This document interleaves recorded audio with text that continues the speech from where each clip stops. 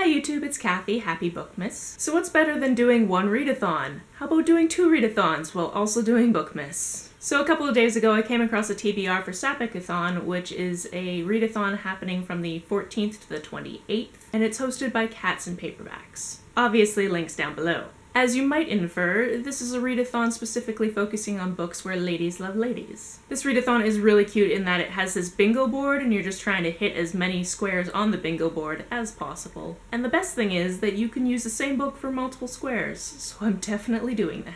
Now this overlaps with the Holiday Adventure-a-thon readathon, which I'm also doing, but thankfully one of the books on that TBR also fits a lot of the challenges for this TBR. So I'm just going to go through each of the 16 squares and tell you which book I've picked for each one of them. There are 4 squares that I'm doing slight cheats on, but I will tell you about those when I get to them. I should also probably mention that every single book on this list came off the reading recommendations list that is on the link that's down below, so I just spent a good night going through, seeing what my library had and seeing what I could acquire. First, a book with a bisexual main character. This will be Ash by Melinda Lowe. This is the book that I'm also reading for the Holiday Adventure Readathon for a fairy tale retelling. And you're going to see this book a lot in this TBR because it covers a bunch of the challenges. Next, a sci-fi or a fantasy, Ash. Next, a book with under 500 ratings on Goodreads. For that, I am actually picking up this very small novella that I've been meaning to read anyway, called Knit 1, Girl 2. There's something weird going on with the Kindle app on my phone, so I fought with it for like 2 hours to try to get this ebook, and eventually I just got it on my computer, so I'll read it there. Next, a book with a Jewish main character, Knit 1, Girl 2. Next, a queer woman of color main character,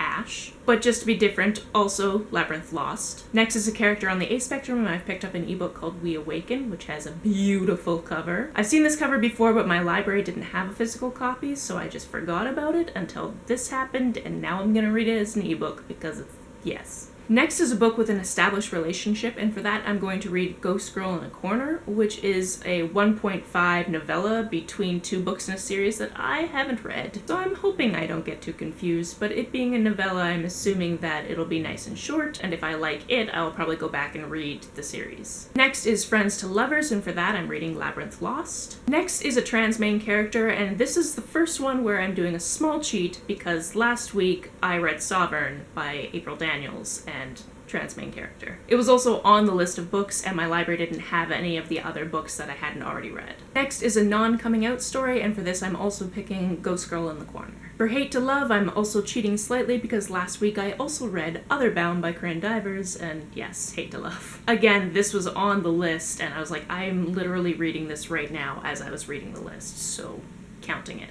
A book where they're both women of color, Labyrinth Lost. A book with a disabled main character, I could also say Otherbound for this one, but I am choosing Knit 1, Girl 2. For a retelling, Ash. For interracial, I'm cheating and saying Queens of Geek because I read it this year, I loved it, and I recently just put up a video where I did a buddy read of it, so you should check that out. And for the last square, a main character realizing they're queer. This is another cheat, and I'm using Annie on My Mind, which I read earlier this year and was absolutely great. That means for all 16 of these squares, if you ignore the squares where I'm using books that I previously read this year that fit into those categories, I'm reading a total of 5 books for this readathon, and one of them I'm also reading for another readathon at the same time. So I think that might actually be manageable. It does mean reading about 11 books in roughly 2 weeks over the holiday period while also making Bookmas videos, but I might be able to do it. Some of them are short.